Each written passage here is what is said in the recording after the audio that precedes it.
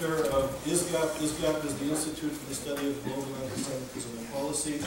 And we run a regular seminar series here at the law school, as well as at Fordham University, in the Lincoln Center campus in New York, McGill University, as well as Stanford of California. And we're actually starting a program on Monday at UCL beginning to expand. The focus of our work is to invite scholars to deal with issues of anti-Semitism from an interdisciplinary perspective. And in the law school, as the article, the general themes of the program here are legal issues, human rights, discrimination, and anti-Semitism. And just very briefly, next week we have also a lecture in 1 week from today. We have Professor Gordon from North Dakota. He's an expert on issues of incitement to genocide and international law, and he's written many important articles, especially on the case of the Iranian revolutionary regime, international law, and incitement. Today we have a very special guest. We're deeply honored and grateful that Judge Rubinstein has come from far away to be with us today here at Harvard Law School. I'm especially grateful not only the fact that the Supreme Court judge will come here to our seminar series, but as it relates to issues of anti-Semitism, I know from people in the field in Israel that in a very humble way, in an unassuming way, that he's played a significant role in helping the Israeli government and the intellectual community to really consider the issue of anti-Semitism as relevant for the Israeli context. And today, in 2013, it's obvious to many of us who follow the issues that this is very important. But not too long ago, many Israeli intellectuals and policymakers perceived issues of anti-Semitism as being part of Galut, part of the exile, part of the problem of the shtetl Jew. And now we know it's really becoming, and it is, a global phenomenon, a global problem. Judge Rubinstein was born in Israel and graduated cum laude from Hebrew University, where he had a bachelor's degree in Hebrew and Arabic, literature and grammar. He went on to law, where he attained a master's degree. He got his law degree in 1969. In 1974, he obtained a master's degree cum laude in contemporary Jewry. He served with the IDF from 1966 to 1970 and was a reservist and served as a judge in the military court in Judea and Samaria. In 1972, he was admitted to the bar after entering with the Office of the State Attorney in Tel Aviv and with the Ministry of Defense. From 1973 to 1977, he worked as a legal counsel at the Ministry of Defense. And from 1976 to 1977, he was the deputy legal counsel to the Minister of Defense and the legal counsel to the Rehabilitation Division of the Ministry of Defense. From 1977 to 1986, he worked with the Ministry of Foreign Affairs as an assistant to the Minister of Foreign Affairs and the Deputy Director General, the legal counsel to the Ministry of Foreign Affairs, and the Minister, Deputy Chief of Mission to Washington, D.C. He was part of the diplomatic service and participated in negotiations with Egypt for the Camp David Accords in 1979 and helped to negotiate the peace treaties. He also was participating in negotiations with Lebanon and in negotiations with strategic cooperation with the United States with the personal title of ambassador.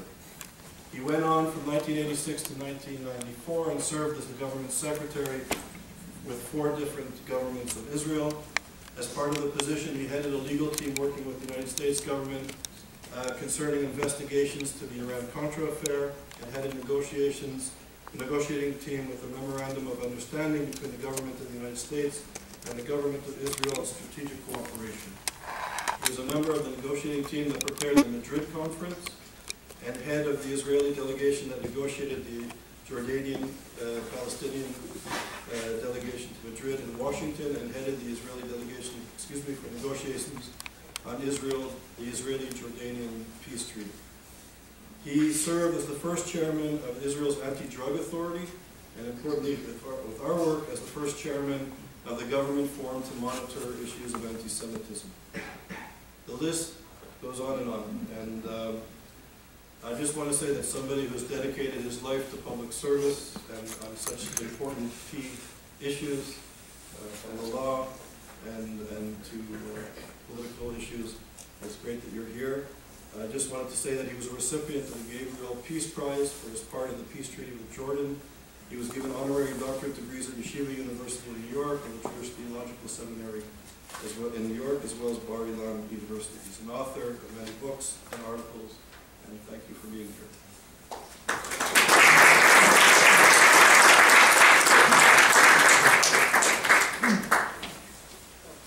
Good evening, everybody, and thank you, Dr. Small.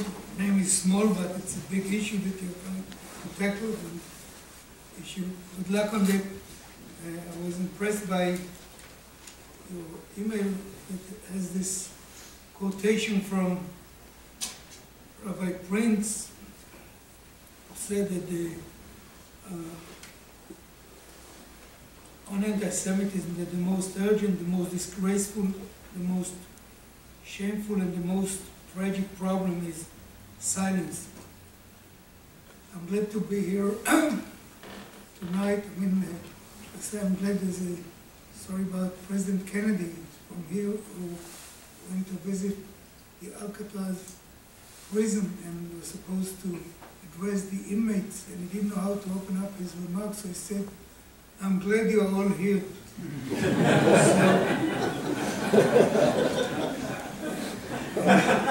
And he was right.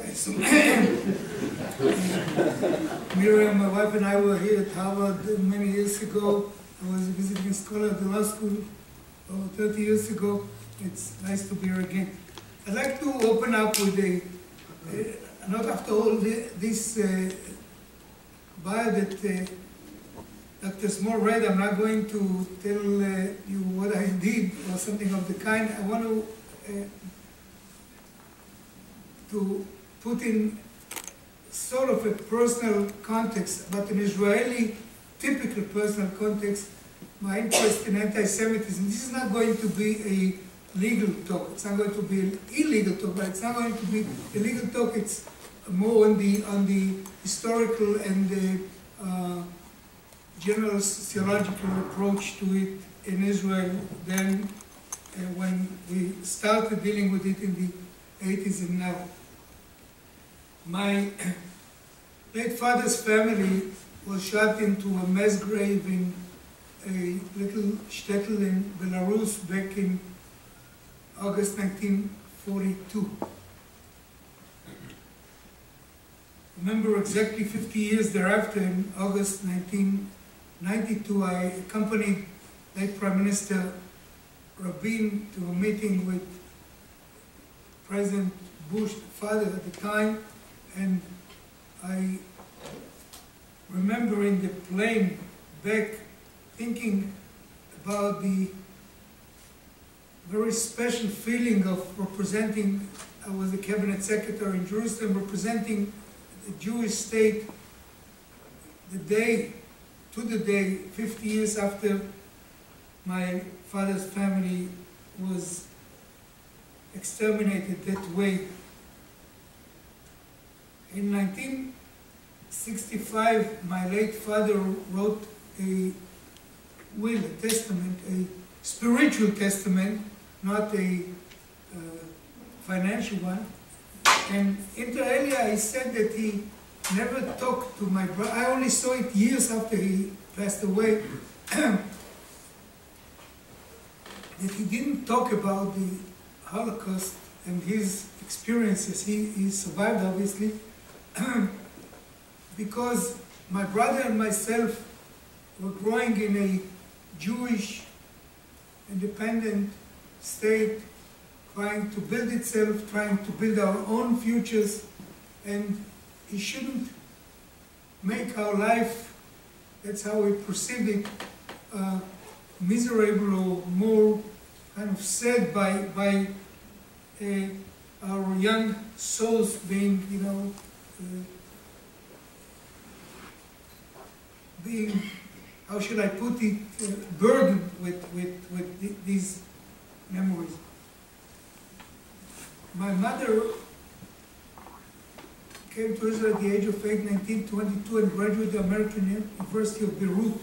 But inter alia was shipped by the British Army in 1945 as a member of a medical delegation to fetch Jewish refugees from Europe, whom the British didn't let enter Palestine early in the war, and sent them to exile in Mauritius in the Indian Ocean. And they were there for 4 years or so before they let them in after almost when the war was ending, somewhere in early 45. So, and my wife's family was all sent from Warsaw to Treblinka. And we're talking now a few days after the 70th anniversary of the Warsaw Ghetto Rebellion and the end of the ghetto. So this is all there, but when we grew up, Miriam and myself, anti-Semitism was not on our map. Because indeed, as my father said, we were living through a period of growth, major changes and major developments in our young country. I joined the public service.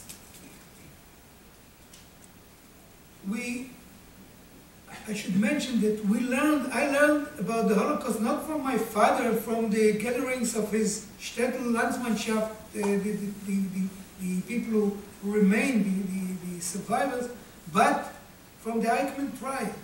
Eichmann trial took place when I was 14, 15, and I was listening to the radio. There was no television in Israel at the time, and this was our introduction. School curriculum did not include the Holocaust in those days, neither in my elementary school nor my high school. But the Eichmann trial was the introduction. It took me years to understand what we're talking about in this respect, and it has become part of my DNA, as probably many people here too. And indeed, Israel developed into this society that we have. Problems of this and that kind, but basically technology, Torah, democracy, freedom of speech, freedom of press, a judiciary which I'm proud to be part of, Nobel Prizes to people, also complexity, Jews, Arabs, religious, non-religious, old-timers, newcomers.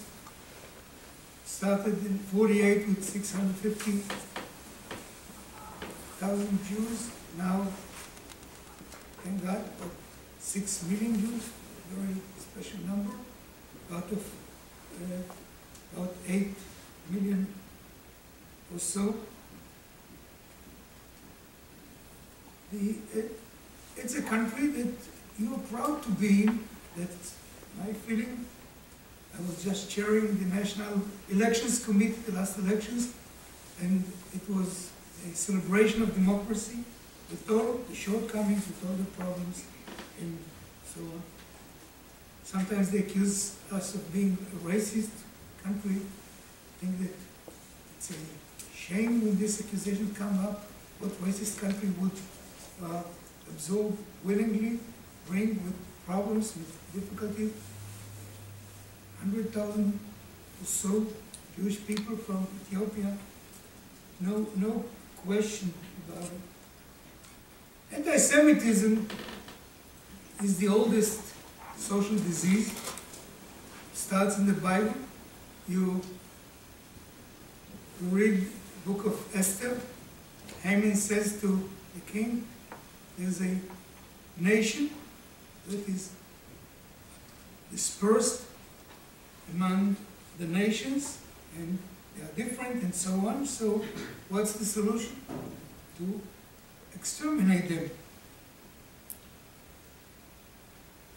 There is a sad story in a midrash, in a text of the probably 4th century or so, that Emperor Adrian, the one who quashed the mutiny in 133, the Copper mutiny, sitting, that's what and it's based on a verse in the book of Lamentations, which says, Va'ita Hashem avatati shofta mishpati, the Almighty, you saw the distortion they did to me, please judge me rightly. This emperor is sitting with his ministers, and a Jew goes by and says hello to the emperor. And the emperor says, a Jew is saying hello to me, go kill him. Another Jew goes by, he sees what happened to the first, he says, he does not say hello to him. So he says, a Jew does not say hello to me, go kill him. So his ministers tell him, we don't understand what you're doing. And he says, do I need your advice to kill my enemy? So it's a very old, there was a rabbi by the name of Menachem Zemba, who was a prominent halachic authority in Warsaw, and he perished in 1943 throughout the rebellion in Passover. He has a short article on anti-Semitism written about 1936, I believe, in which he says there's no explanation to this, because he comes from some sages saying, which I won't go into, but he says some places they say the Jews are bad because they're capitalists, some say because they're socialists, some say because they're backward, some say because they're too progressive. So there's no real explanation. And a lot of people wrote about the rationale, if you can call it that way, but there's no.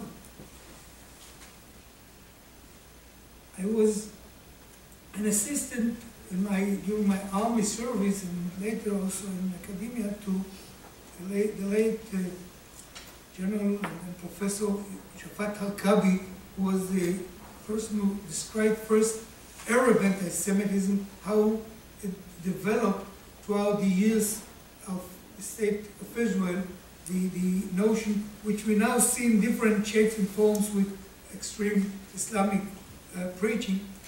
He described it, I worked with him, I read his analysis at the time. I also wrote a short article myself, academic, on the first appearance of the protocols of the elders of Zion in the Arab world, also during 1970. But again, it was part of learning, but not part of a feeling of any urgency. In 1975, the Zionist racism resolution was accepted in the UN, and President Herzog told the resolution on the podium. At the time, we looked at it as one of those UN aberrations which we have to fight. The UN has had lots of General Assembly decisions against Israel, much more than towards any country. And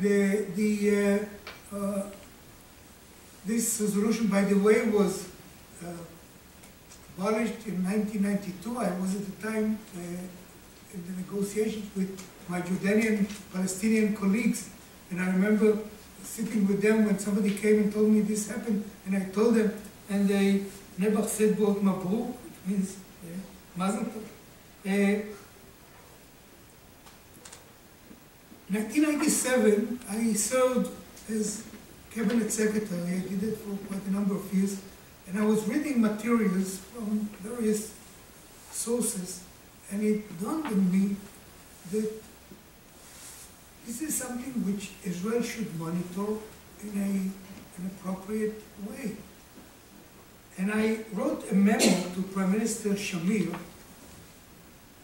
saying, I'm quoting, I'm translating, whoever believed that the victory on Nazism did away with anti-Semitism and wanted to believe that in the penultimate decade of the 20th century there is no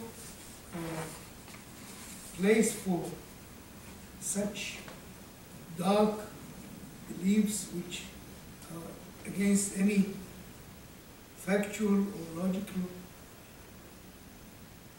background, was disappointed. My feeling is, that's what I wrote, that matters will be worse, unfortunately, in the next coming years.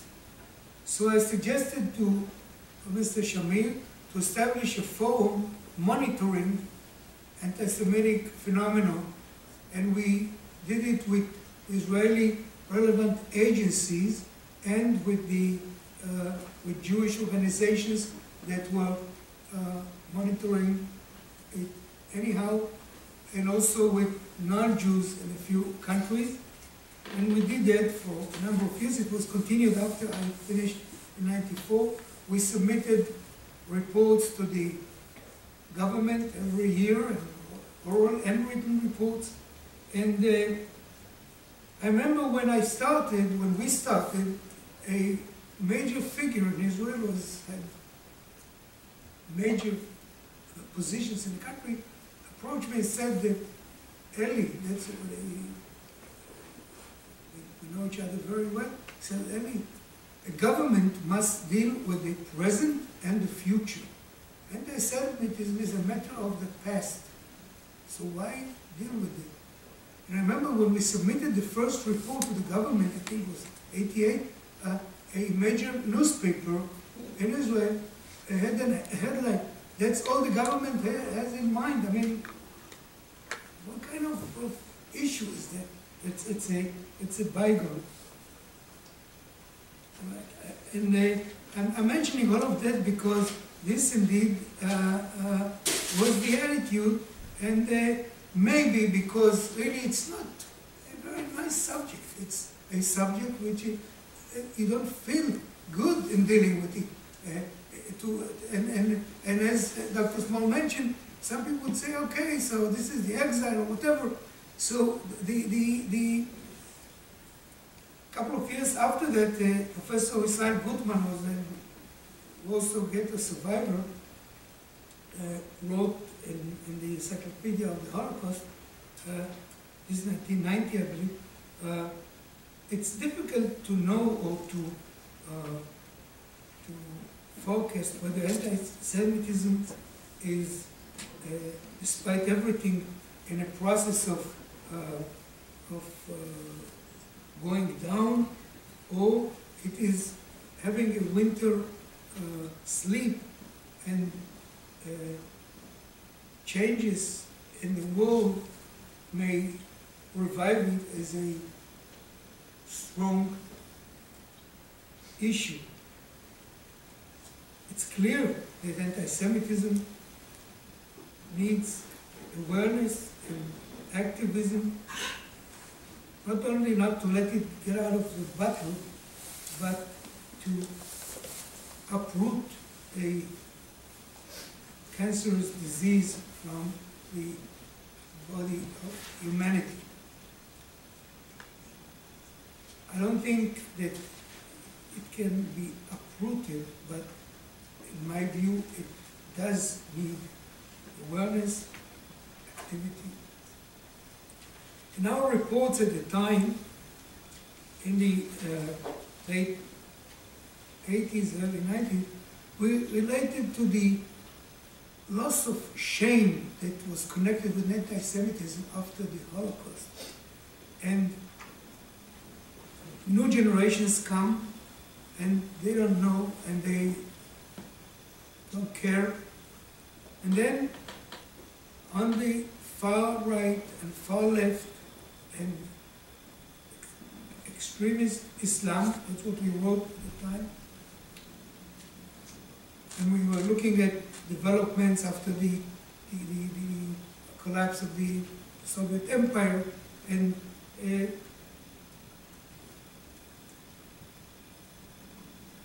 we saw things that we see now too: the desecration of Jewish cemeteries, synagogues, of Jewish statues or statues commemorating the Holocaust.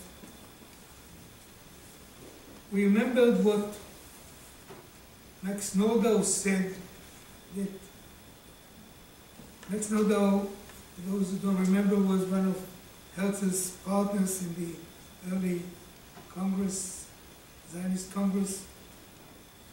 The Jews are not hated because of their bad virtues, but they relate to them bad virtues because they are hated. But we did not panic. We decided that we should cooperate with non-Jews, not only victims of anti-Semitism, but those who are members of the general society. For instance, I remember vividly working with Per Elmark, who was a Swedish former deputy prime minister.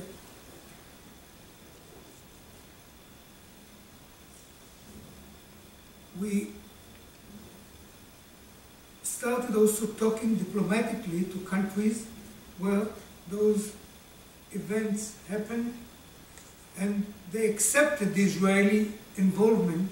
They didn't see it as a problem. They see it, even some of them even consulted with us. Hungary at the time, Hungary again has a problem, but consulted, I remember, with us. We used to talk a lot, I personally, to the Egyptian ambassador, because there was a lot of cartoons in there, and Egypt had a treaty of peace with us, which I was proud to participate in. I think is very important to this very day. But their prime minister now, their new president now, has a background of this kind. You could learn, and we did it in the practical way, so to speak, that anti-Semitism is like, in a way, a skin disease, or whatever you call it, but you can't get rid of it. It changes its shapes, it changes its forms, but it's there.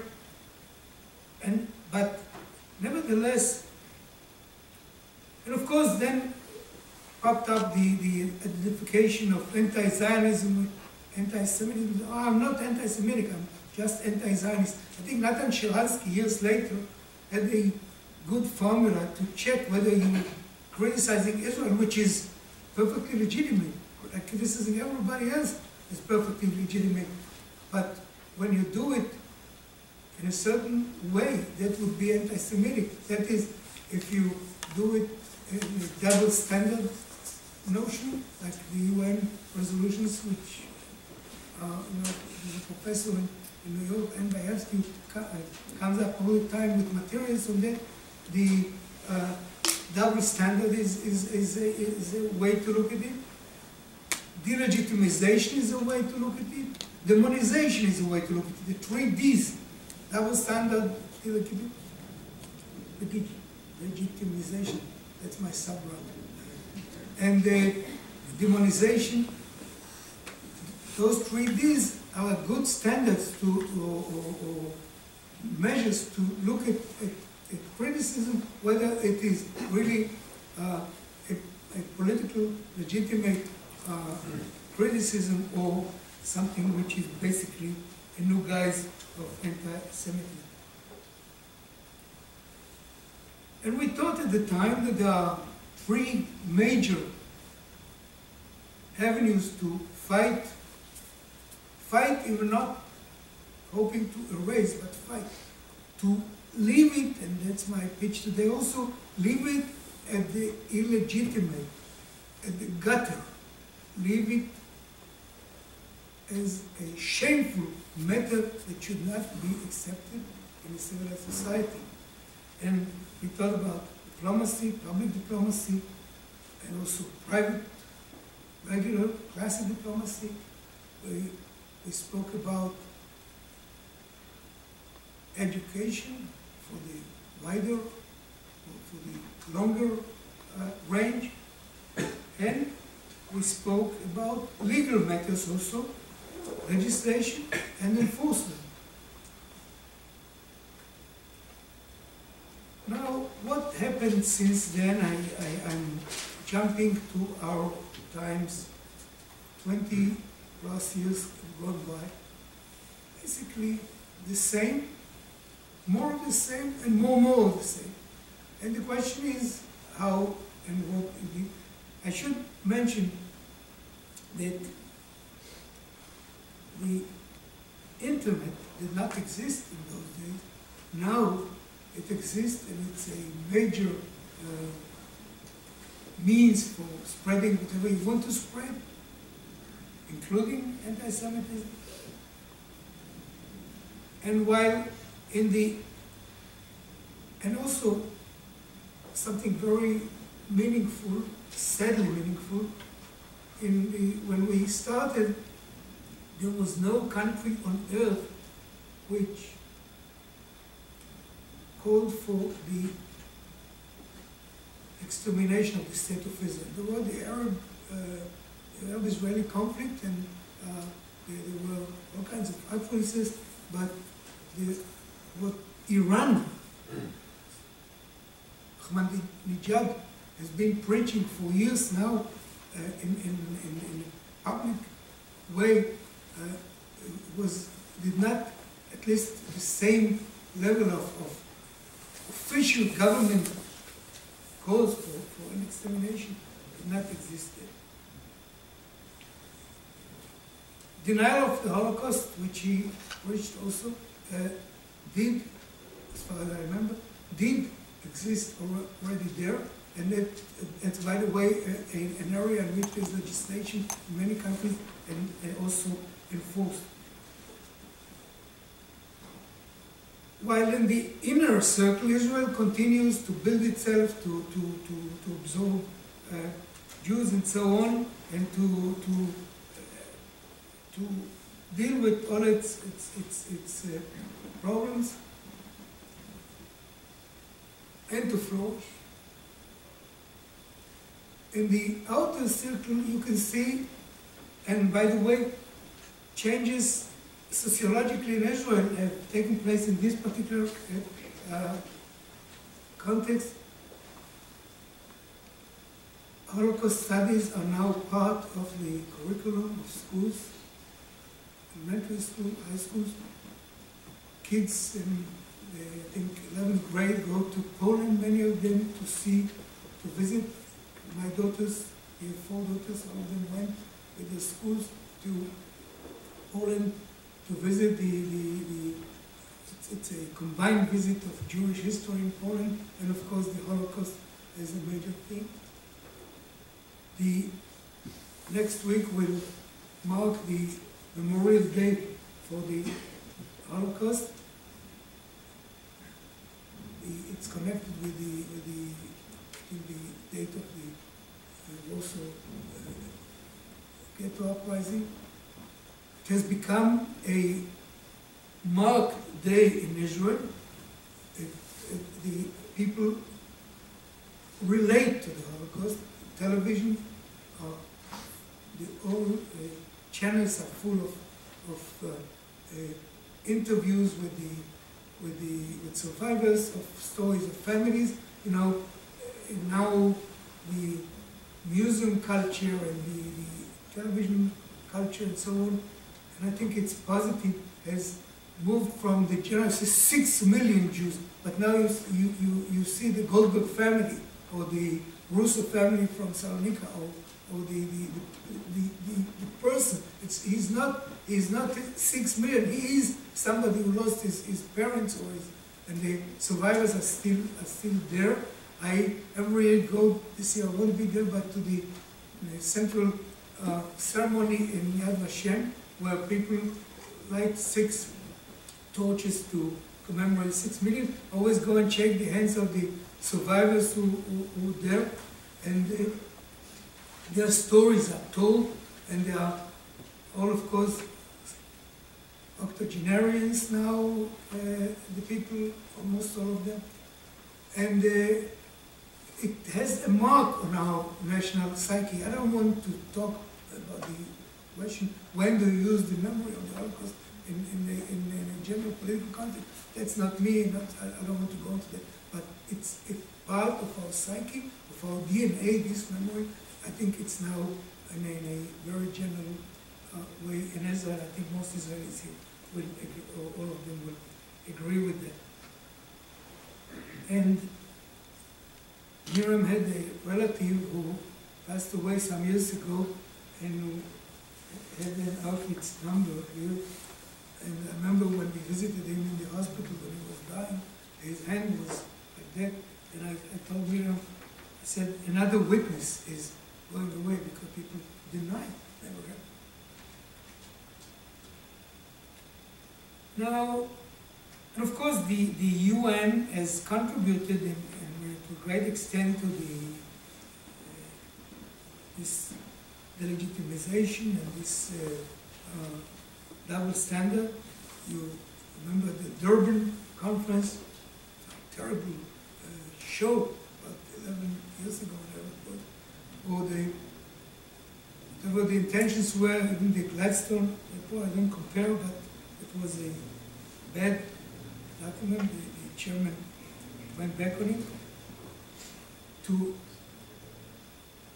the idea that is being pushed that we deal with the Palestinians the way the Nazis deal with us. Of course, whatever we deal with the Palestinians, the problems are subject to any legitimate criticism, this or that kind. But to compare it to the Holocaust. I remember I was the Attorney General of the country for quite a number of years. I remember one day a pre-scheduled meeting with officers, generals, on something connected with Gaza at the time, and they told me, you know, yesterday we had all the Hamas leadership in Gaza in one building, and we could do away with them. And we did not, because the building was they used one floor, and the building was civilian families were there throughout the building, so we didn't do it. Again, we make mistakes, but nothing to compare. You know, in I think it was 2009, there was this operation in Gaza, and I was already on the court, and from 2004, and I sat on all the petitions. You know, our court, the Supreme Court of Israel, takes petitions right away from, without going through the echelon of courts, as the court of original jurisdiction. And I sat in all the petitions that came throughout that operation, Castlade, I think it was called, and in all, there were on supplies of fuel, on medical matters, on even on freedom of press, on all kinds of supplies, humane problems, whatever. We dealt with all of them online almost. That is, the petition was submitted today, tomorrow, the next day, we'll deal with it, and we solved it together with the army people to make sure that the problems would be taken care of. So,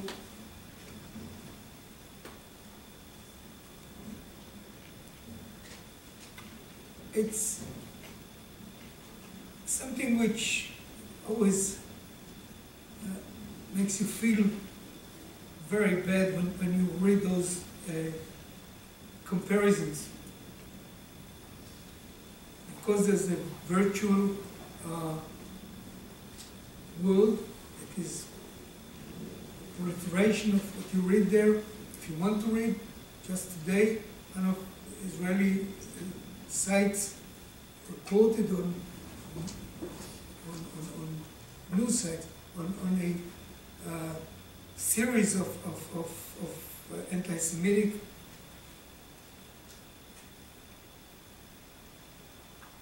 occurrences in all kinds of, Jews being bloodsuckers, warmongers, whatever. These are, by the way, also quotations from the current president of Egypt a few years ago, and he had to answer to that some time ago. The United States also, I'm not sure about his response.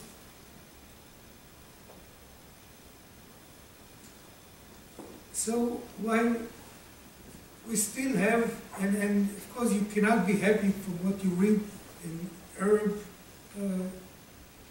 countries, including those who made peace with us, as I mentioned.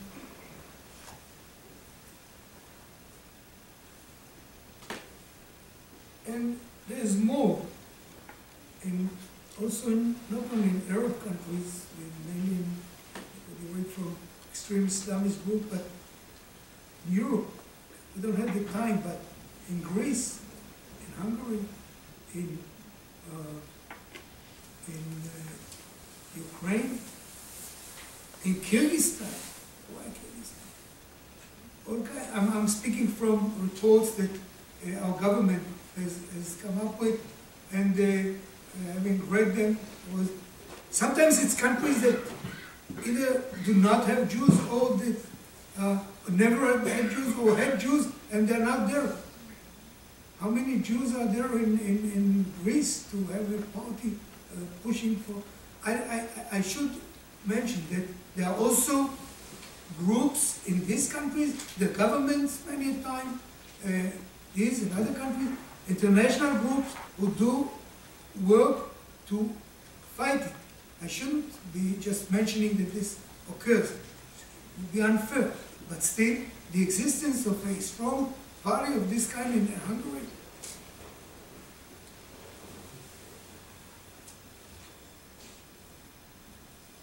there's more monitoring than there used to be.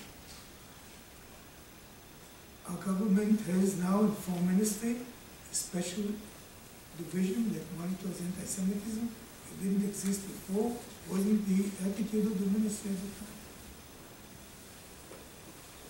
They had a retired, respected ambassador work with me at the time, but it was not institutionalized the way it's now. Other Israeli agencies deal with it. When I mentioned Hungary, by the way, that party had 15% of the popular vote.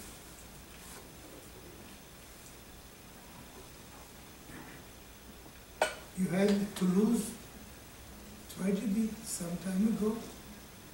3 kids and teacher, father of 2 of them was killed by Islamic extremists.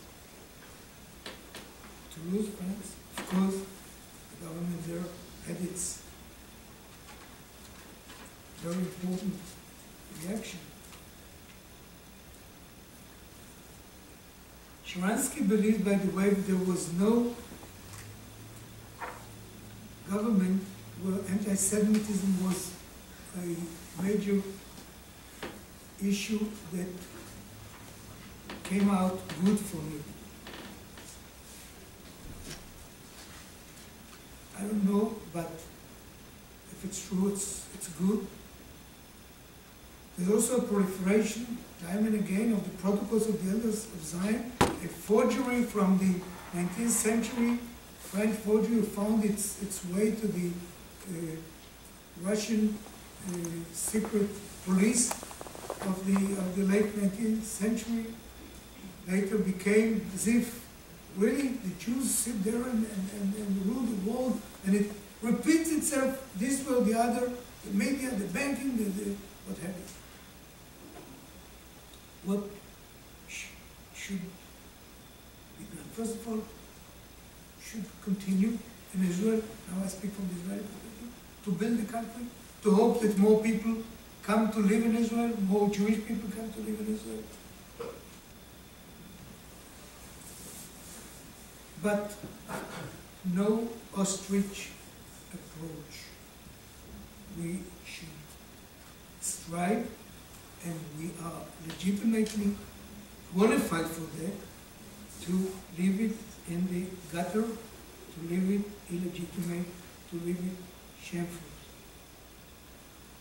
And like Dr. Small and his organization, like other Jewish organizations, like people who are even here, Professor Dershowitz, others, fight in every legitimate means. I said, and I believe it's a disease that it's difficult to erase. If you look at it as a skin disease or a mental disease, whatever, I don't know if you can cure it. You can try to manage it or to fight it. And there are enough fair people, you have to be fair, who would join this fight.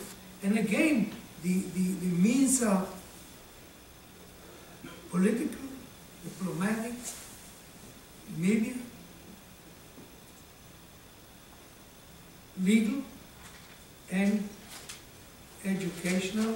The message is don't sleep, see it, look at it, never disregard it.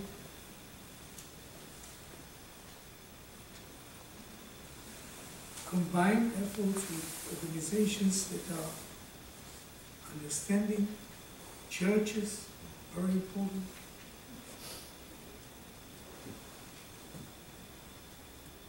The state of Israel, thank God, flourishes despite anti-Semitism, and it's not part of our daily discourse, daily discussions, but many people are aware, and we should continue to give a hand to those who fight ourselves. There's something called the Global Forum to Fight Anti-Semitism, which our government has been promoting, that will convene again soon. I think it's a good idea. As Henry Kissinger once said, even some paranoids have enemies. We don't have to be paranoid, we don't have to panic, but we ought to make sure that, as I said before, it stays illegitimate. And all of you, whether you're Jewish or you're not Jewish, whether you, and the fact that you came here tonight means that you're interested, and when it comes as to face a strong response, not to think, oh, the wave will go and we'll be okay. Some people thought about it that way 80 years ago, and 75 years ago maybe, and look what happened. So, and I'd like to finish in an optimistic way. We are, as an Israeli, we are a few days before the Remembrance Day of the Holocaust, but also a week later is a Memorial Day of our victims of Israeli wars and terrorism, and our Day of Independence. And for me, being the son of Holocaust survivor, being the grandson of victims, to be able to stand here as a justice of the Supreme Court of Israel, of a democracy, of a flourishing country, as I said, with all the problems which it faces and with the criticism that it sometimes deserves, I'm proud that I can stand here. And I don't like the word revenge, but many a time when I asked my friends to address a circumcision of a grandson who has, and I see 4 generations of Jewish people in the room, and I say, this is the revenge against Hitler. The fact that there are 4 generations here, because he wouldn't have those generations come up when I was growing up, Liam and myself. most of my friends did not have grandparents. I had a grandmother on my mother's side. Everybody came to see what a grandmother looks like. It's a true story. So now they can see what a grandmother looks like. They can see my wife. She has 9 grandchildren, thank God. So they can see what a grandmother looks like, even a grandfather. Thank you very much.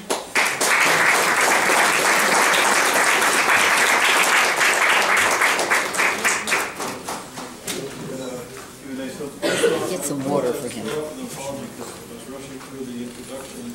I did not mention that you were Attorney General. Sorry. I didn't know. I was raged.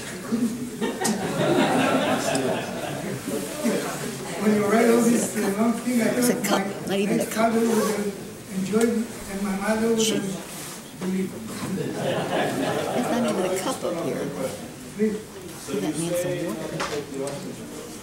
I agree.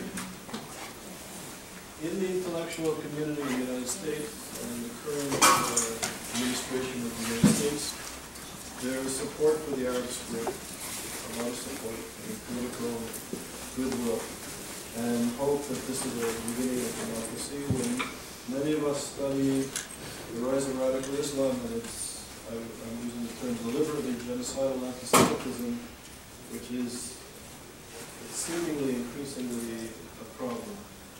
When Western countries are aiding the rise of some of these new governments or regimes, when the president of Jordan is leading to the Western countries not to support the Muslim Brotherhood.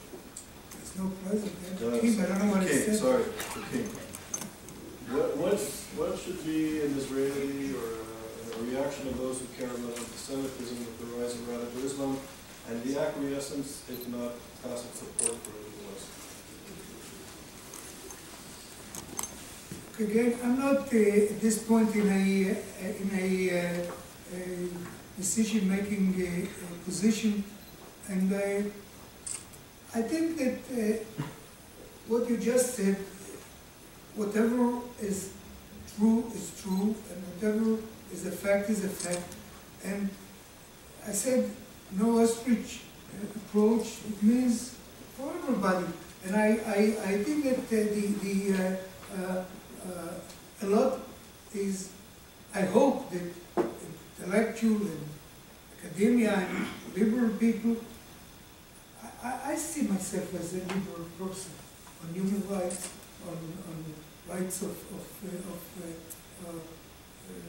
people who deprived from rights.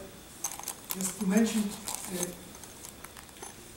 a year ago, one of my colleagues, an Arab justice, we are an Arab on our Supreme Court, was seen as not singing the national anthem, Atikva, in a ceremony, and he stood there respectfully, and I came out publicly, which is unusual for justice, to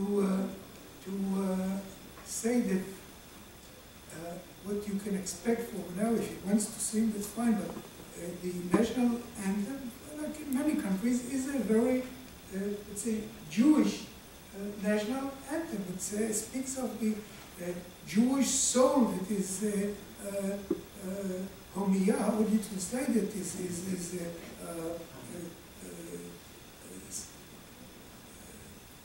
exciting. He's not a Jewish soul, and that's not. So I came up and I said, you can demand respect, which in the army, officers, they salute, if they are Arabs, if they are Jews, and so on. Why did I bring that? Because I'm a great believer in common sense.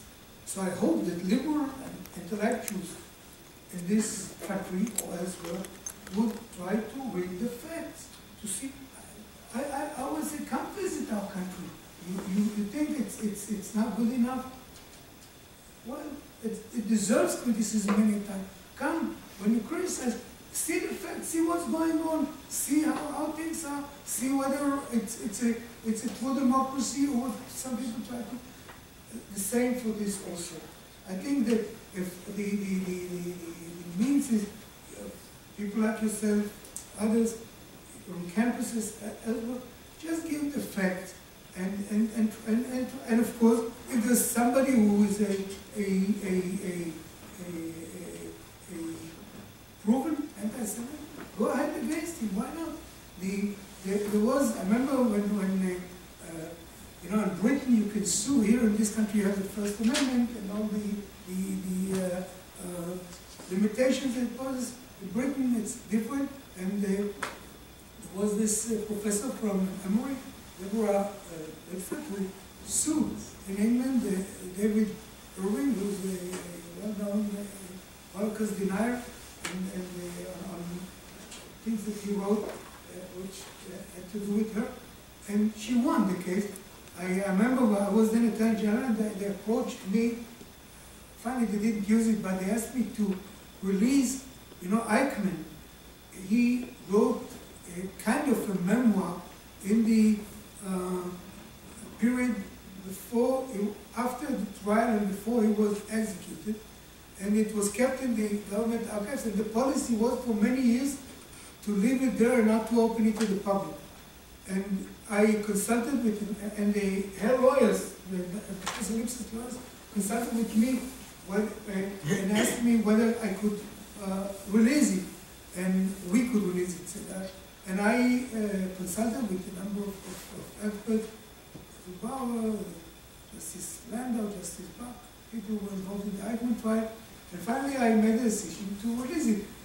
And then it was open to the public in general. I think it was the right decision, and it was done to make people face the fact, face the truth. And this was so I think what I said before is also the answer to it.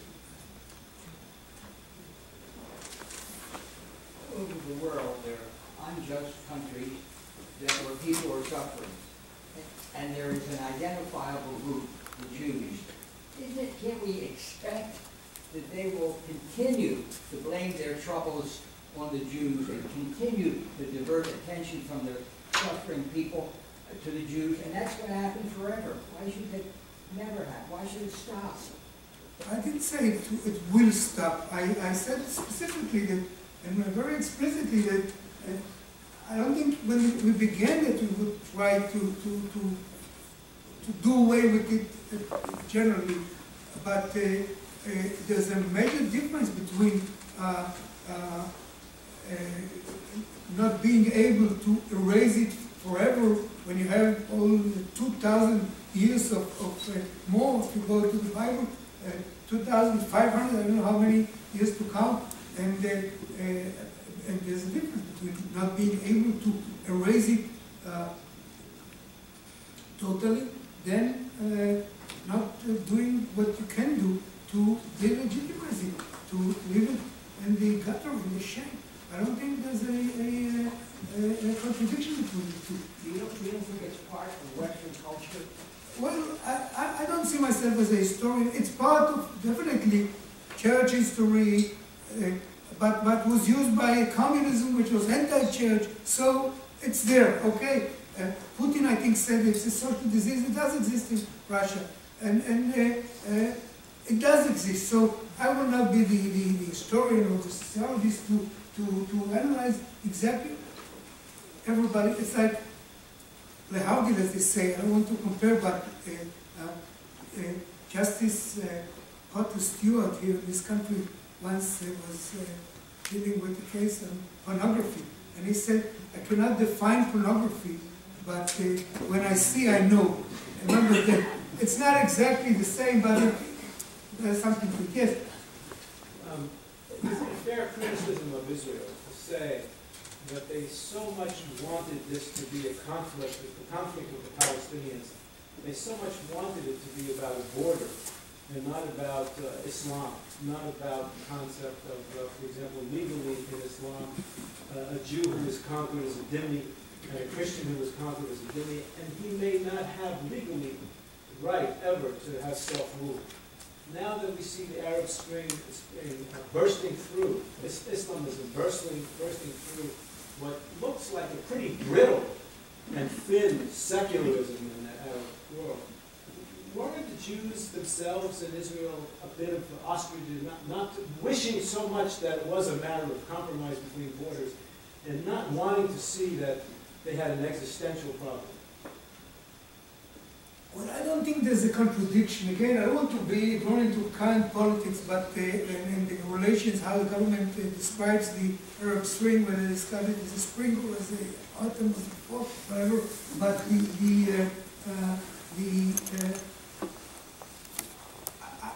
I come from, I'd say, historically, from my work, and I am one of the few Israelis who have worked in all the 5 fronts or sectors of peace efforts with our neighbors, some more successful, some less, Egypt, Jordan, Palestinians, Lebanon, Syria, etc. I'd like to come in a way like quite a number of leaders in the past that I've known, and I think also now, but maybe it's not for me to comment on current people, a pragmatic approach. The analytically may be right, maybe not. I mean, analytically. Our approach as a nation, should be pragmatic. Pragmatic means try to, it's only logical that we would try to make peace with our neighbors. It's only logical. I mean, I grew up, let me tell you, it was nothing to do with anti-Semitism. For me, despite all these milestones that I was privileged to attend, the most moving moment in my life, I don't speak of personal, my wedding or my children, grandchildren being born, and so on, thank God, but as a public servant was to be at the airport when President Sadat came. And on November 19, 1977, then Chile, Saturday night. I was then the assistant to Moshe Dayan, whose name you may remember, who was our Prime Minister at the time, and he invited me to join him to the airport, which was beyond my protocol rank, but I was very happy to join him. And I came, and I was there, and looking at what happened, his coming, was like the wind of history were there. That was my feeling that day, because it was not in the cards. If you asked me 10 days earlier, could this happen, that Sadat would come to Israel, 10 days earlier. And he said, he made a speech, he said, I go to the end of the war, I go to the Knesset, which means he said it, and still it was, not in the and a day earlier even, for sure, not in the cards. And he came and what developed later was not our dreams. I mean, we would have loved the peace to look better, but it's still there.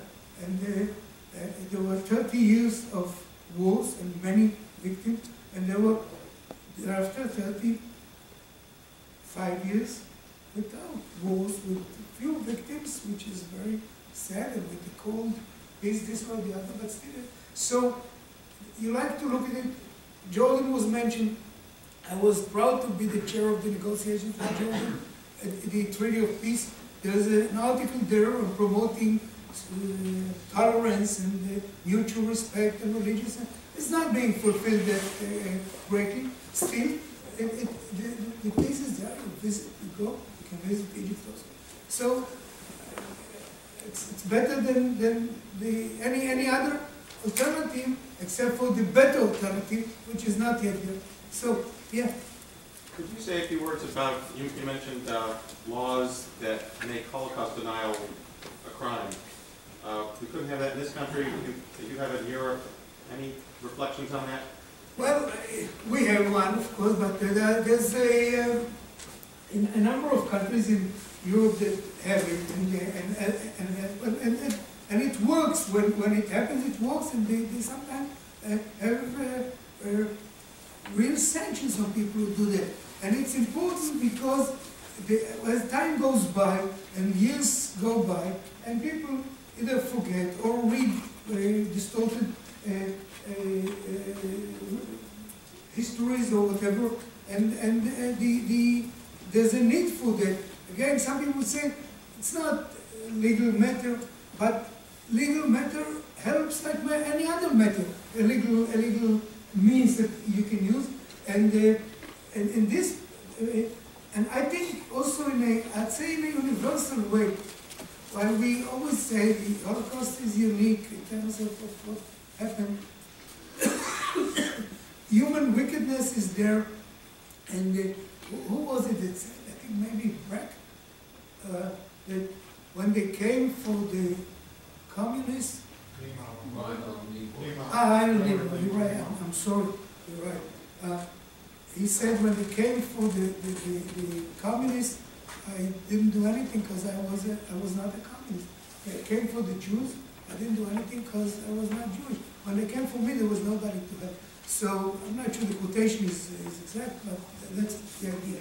And so it's also a universal educational thing because the liberal mind should be aware that what happens to one can happen to the other. Yes, there's the uniqueness of the Jewish problem because anti-Semitism problem because it's so long. You go back to the Bible. We survived. We are here, and it haunts us still. Well, our survival is a miracle. So, yeah. Well, I travel a lot around the world, and I see. I was just in Malaysia, and I gave a speech in Malaysia without my yarmulke, and I found out that a lot of people just don't have the right knowledge about the Jewish nation. And the biggest problem I see when I go around, they think we're hundreds of millions of people. So I thought of a good idea for you, which is maybe a little humoristic, but maybe we should just come out with a campaign. We're only 14 million, and you can't get rid of us. Because whenever I tell people a real number, they say, oh, you're just 14 million. I think 14 million is even exaggerating a little, but literally people say, really, only 14 million? And they calm down a little. A lot of these people have never heard of, they don't know what really goes on, and they think we really have a little, probably over 1 billion people. And I think this is a cheap way of doing a good campaign. Let me tell you something. It was 20 years ago, maybe a little bit more, I was in Mexico City, and I took a cab. I was in a conference, whatever. I took a cab, and he asked me where was I from, and I said, Israel. He said, we have Jews here too. I said, I know we have Jews here. And I said to him, how many Jews are here? There were about 60,000, 70,000 Jews in Mexico in those years. And he said to me, 2 million. I said, 2 million? I heard there are 60, 70,000. He said, they're making fun of you. So this is, I reminded me of this story. I go back to, it was a cabbie in Mexico. I attended a judicial conference in India some years ago, and there were mainly from what's known as the Third World participants. And it was so, I mean, for me, the ability to talk to them, they were all chief judges of Supreme Courts of various countries, and talking to them about our system, our country, and their reactions was, I mean, the information, just being informative. Of course, the court, the court system and the court part in the national life, but also on the country, and most of them really very nice, very intelligent, very learned people from the legal profession, and the information was very, well, lacking. It's a nice word, but so, okay, maybe 2 more questions, maybe here. Please. Your Honor, how do we help communicate better with fellow Jews, well, I won't say they're anti-Semitic, but they're anti-Israel, consider Israel an apartheid state,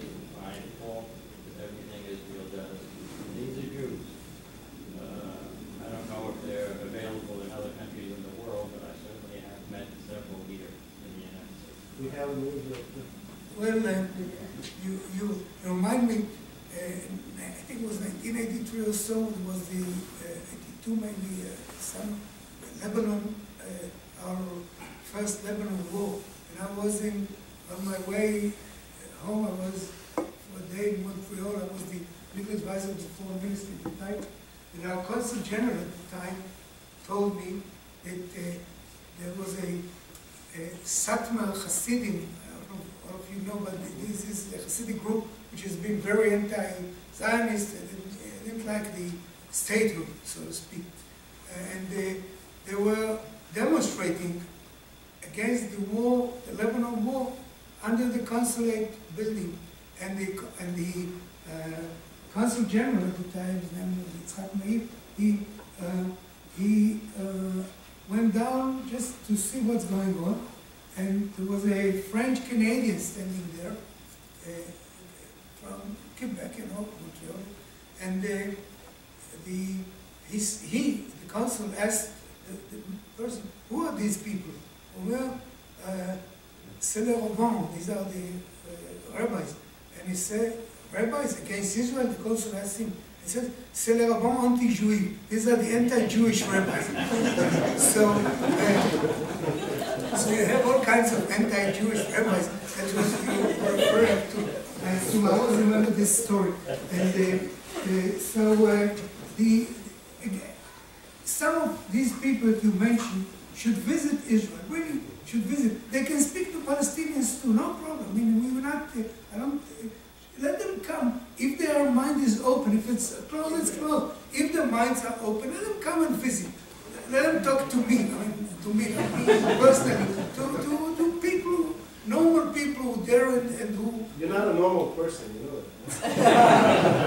I hope you're not... You're a Supreme Court judge, you know, it's not a normal...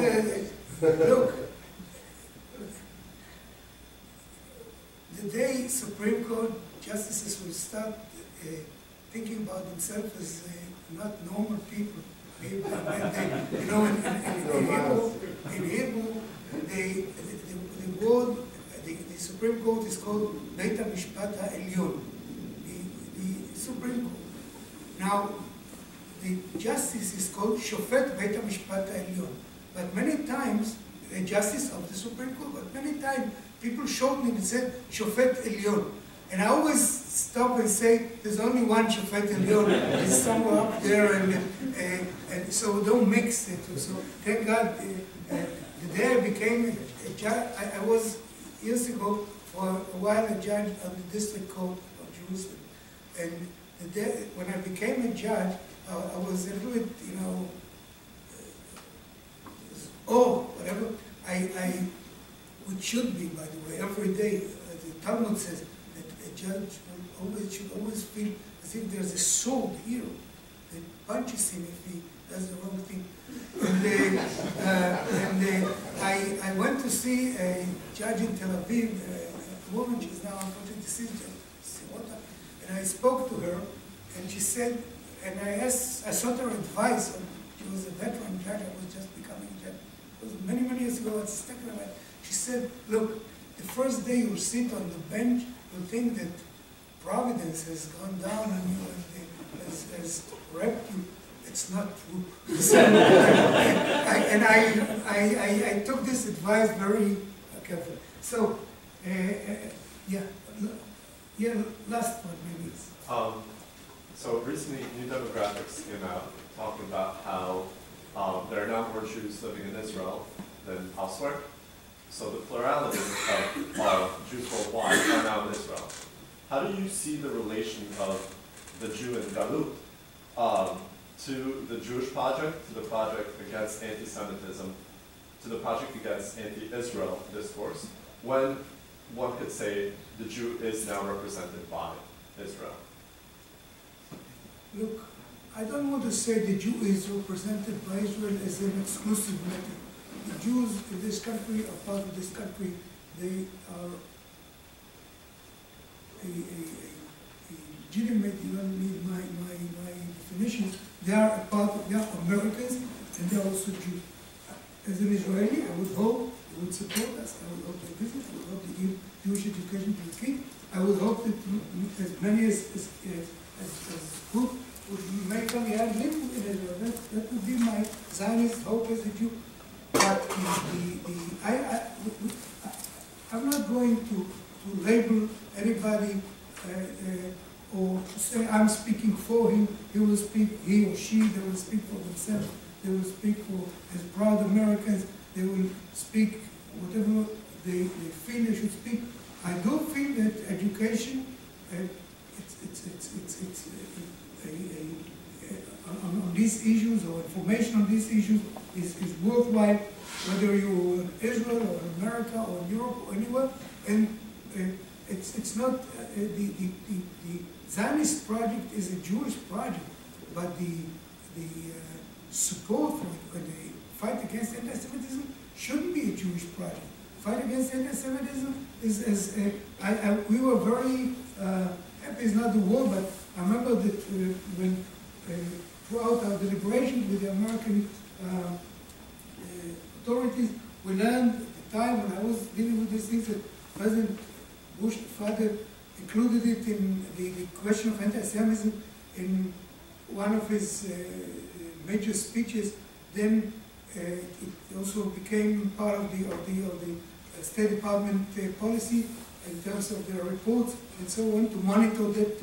We thought it was the right thing, as other evils would be reported. I will not mix that with the notion of Israel representing. Israel represents a Jewish and democratic state, a Zionist idea, a past, present, and future.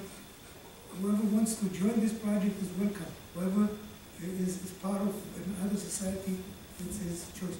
Thank you very much. I just want to add one thing. As a Jew living in Israel, we're very proud of having someone like you in our community.